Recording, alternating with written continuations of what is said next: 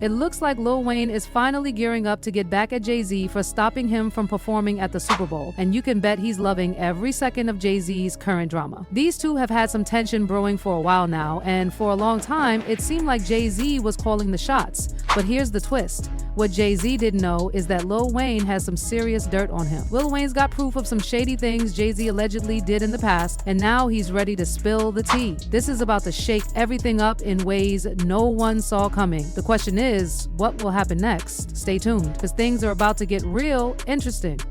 Here's the scoop on Jay-Z and Lil Wayne. Like most hip-hop beefs, this one kicked off when Lil Wayne boldly claimed he was the best rapper alive early in his career. Jay-Z wasn't having it and wanted to keep that title for himself. Things started off fine between them, but the tension built when Wayne dropped his track, Best Rapper Alive. Jay-Z didn't hold back and hit back with a diss track called Trouble, where he called Wayne out, even throwing in a line about little ninjas trying to step up to him, and just like that, the beef was on. It's been going strong ever since, and with all the drama lately, who knows what'll happen next. Stay tuned. Jay-Z definitely came for Lil Wayne when he said, "Unlike you little ninjas, I'm a grown man. I've got big shoes to fill, big pants to wear. You probably hustled with your pops, ask your parents. You're looking at a legend who's already put little ninjas in their place." He even threw in a jab about Wayne trying to eat without saying grace and needing to get his faith straight. But we all know Lil Wayne isn't the type to back down. In a bold interview with Complex, Wayne made it clear he wasn't worried, confidently saying he was still at the top. This back and forth between the two is getting more intense, and it's clear the drama isn't over yet. What's going to happen next? Stay tuned. Lil Wayne didn't hold back when he said he was better than Jay-Z. He wasn't feeling Jay-Z's comments about coming back to save hip-hop, claiming it was dead without him. Wayne straight up questioned that, saying, "Hip-hop isn't dead, it's reborn." He pointed out how Jay-Z left on top, with everyone calling him the best. But now Jay-Z was coming back and acting like he still owned the throne, and Wayne was like, "It's not your house anymore, I'm better than you." But here's the twist. A few months later, Wayne had a change of heart. He took back what he said and publicly apologized to Jay-Z, explaining that it wasn't meant to be disrespectful. Looks like the beef cooled down, at least for now. What's next? Guess we'll have to wait and see. During the interview, the questions really caught Wayne off guard, and he ended up saying, "I want to apologize to Jay and his family and friends." He explained that the way they asked him made it sound like he was just boasting. They hit him with, "So you think you're the best? Does that mean you're better than everyone, even Jay?" And Wayne, not backing down, said, "Yeah, ninja, I'm better than everybody." But then, realizing the situation, he quickly added, "I want to apologize for any trouble I caused. That wasn't my intention." It was clear he didn't want things to blow up between them. What do you think? Did Wayne do the right thing by apologizing, or was he just trying to calm the waters? As we all know, Jay-Z doesn't forget easily. He came back at Lil Wayne on T.I.'s song Watch What You Say to Me, throwing some serious shots with lines like, "I hear you baiting me. Lately I've been doing my best to stay hater-free, but still, watch what you say to me. Sooner or later I'll take you up on your offer and put you in your place. Like I'm replacing your father. You're talking to the author, the architect of the blueprint. My DNA is in your music, okay? You're stupid. Checkmate." That was Jay-Z making sure Wayne knew who was still running things. But then, out of nowhere, the beef seemed to cool off. They not only squashed the drama, but even teamed up for a song together. What do you think changed? Did they realize the beef wasn't worth it, or is there more to the story? One thing's for sure, it was a big surprise to everyone. They even performed together on stage a few times, and it seemed like all the beef was finally behind them. Lil Wayne put his pride aside and told the crowd Jay-Z was the best rapper alive, pointing at him and giving him his props. Then he pointed to himself, saying he was next in line. They even shared the rock hand sign for a while, showing they were on the same team. But things took a surprising turn when Birdman, Wayne's mentor, stepped in. He told Wayne that not only was he a better rapper than Jay-Z, but he was also more successful and richer. Birdman went as far as saying, "I don't think Jay-Z is the #1 MC in any way. Wayne is the best, he does the most." So what do you think? Did Birdman stir the pot and bring the beef back, or is there more going on behind the scenes? Looks like things might not be as peaceful as they seemed, or is there a possibility that JD is peaceful as they seem? Do you think JD is the star of the next beef?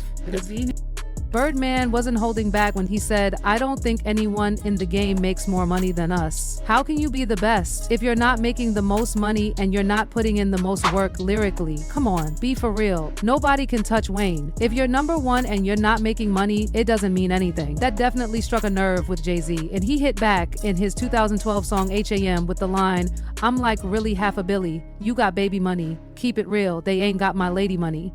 Lil Wayne, though, tried to stay out of the drama, not feeding into the beef. But let's be real, the tension was still there. So what do you think?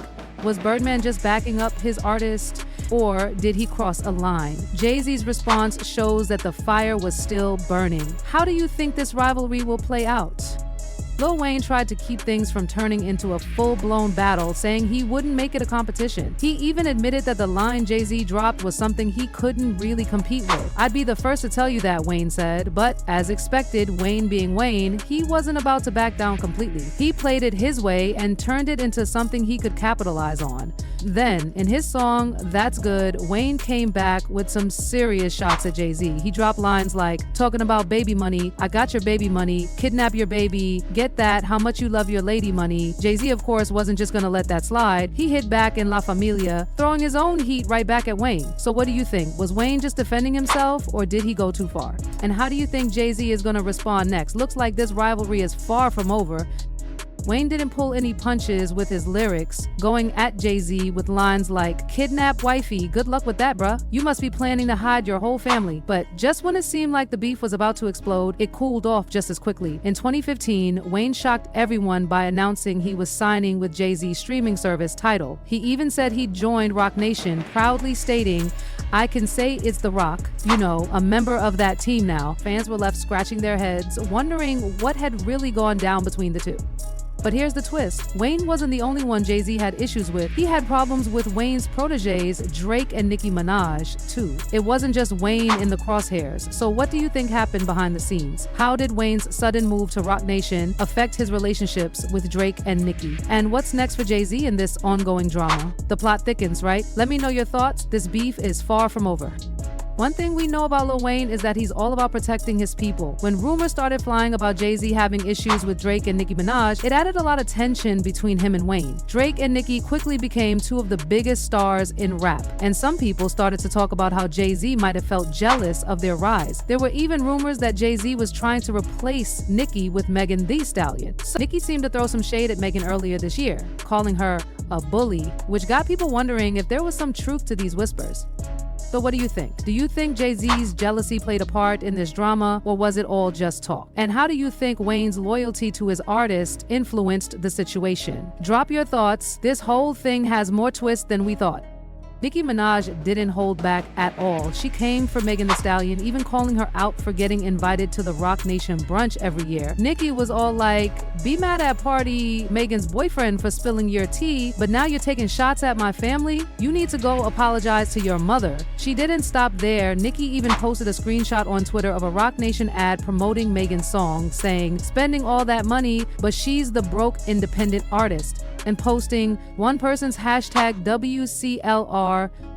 And it didn't end there. Nicki kept going, saying, "Desiree, you've gotta let it go, baby. The world knows she's a sellout and can't rap. Stop trying to make fetch happen." She even pointed out that she dropped the song with no promo or music video, making it clear she didn't need all that extra help to succeed. When my mother would let my father be violent with her, and she always brings up the story as a little girl. I would stand in front of my mother and go like this. And I vowed, like, that's why I'm, like, maybe some people would describe me as abrasive or whatever, because I vowed from that age, no man would ever call me out my name, treat me like that. And then all of a sudden, that was my... The documentary never got released, even though it had already been fully filmed when Nicki Minaj shared a clip from it where she talked about being in a toxic relationship. She didn't name anyone specifically, but didn't take long for Meek Mill to notice and catch on to the implied message without wasting any time. He sent her a cease and desist, this letter clearly trying to stop her instead of backing down. Nicki's frustration reached its limit. She took to Twitter to call Meek out, accusing him of trying to silence her and criticizing how he handled the whole situation. She said, "You a clown. You do it for likes, Twitter fingers, beat women scared of men. You beat your own sister and taped it, spit on her and taped it, kicked me in front of your mother and sent her to the hospital, sucking Drake's D. Made you feel tough again. Move on. You can never stand on your own. You is around. You know, see you soon," as if. Allegedly covering up domestic violence wasn't bad enough, Lil Wayne also made some shocking claims about Jay-Z, saying that Jay-Z allegedly has a history of getting involved with young women, including Beyonce. Jay-Z has said that he and Beyonce met when she was 18, but in a 2007 interview, he claimed they met in 199, which would have made Beyonce around 15 or 16 years old at the time. They mention Sony when they talk about where you might go. I mean, that's obvious because Beyonce has a deal there. I know her. So, but How long have you known her? Wow, a long time. How long? 10 years? However long she's been recording. That's when I met her. Well, don't you remember how long it was? Yeah, when I met her. I mean, Was it 5 years ago? Was it? I met her 10 years ago. But Did you say to yourself at that time, "Wow"? that's a fantastic talent. Was that what you said? Yeah. You saw talent before you saw anything Yeah, 'cause else. she was singing like a rapper. It was the first song with Wyclef, and she was singing really fast, and I was like, why is she singing so fast? And how is she? And then she was on key and everything. I was like, oh, that's a talented person. But that's not all. In the song, young girl Jay-Z bragged about having a 19-year-old girl under his control, talking about how he manipulated and controlled every part of her life. He said, "H got a young girl, Have got a young girl, still not quite 21. So high, strong, such a vibrant thing. I introduced myself. Hi, Miss Thing, you're 19. Know you're lightning in a bottle. I give you a ring tomorrow." The scene that follows screams of horror. Classic Stephen King novel. Mama don't think you should date someone so advanced in romance. You should just wait. Papa don't preach. Have don't bite.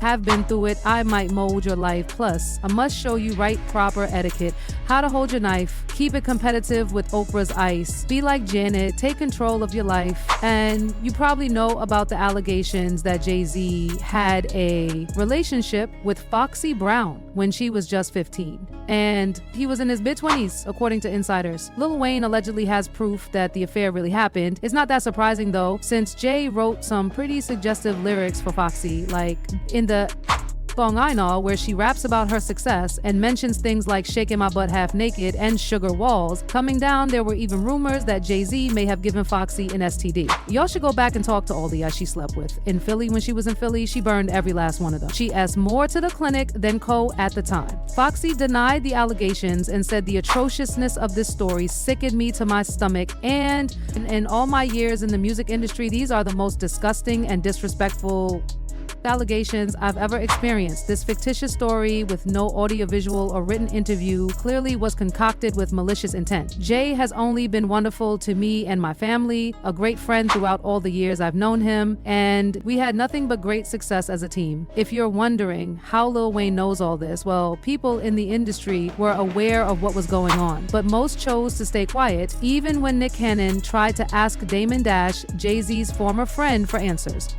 Damon skillfully avoided the question. "It seems like you got a question for Jay. Ask him. Don't ask me his questions, bro. Y'all can keep asking me questions. Y'all keep asking me questions y'all want to ask him, because he ain't here. Ask him. I had to do with that, and I don't even know nothing about." According to an insider, while Lil Wayne didn't directly confirm the allegations that Jay-Z allegedly assaulted a minor, he did talk about Jay-Z's pattern of being involved with young women. Wayne sought medical treatment for his mental illness during his time with Jay-Z, which Wayne claims he just couldn't control. Said it's somewhat of an open secret in the industry that Jay-Z allegedly prefers younger women because it's easier to control them. He's described as a control freak, and Lil Wayne believes this is why Jay-Z has had a long history of young women. The shocking part is that Lil Wayne claims to have evidence to back up these statements. It looks like things could get even worse for Jay-Z if Lil Wayne decides to reveal everything. But anyway, let me know what you think about all this and check out the next video.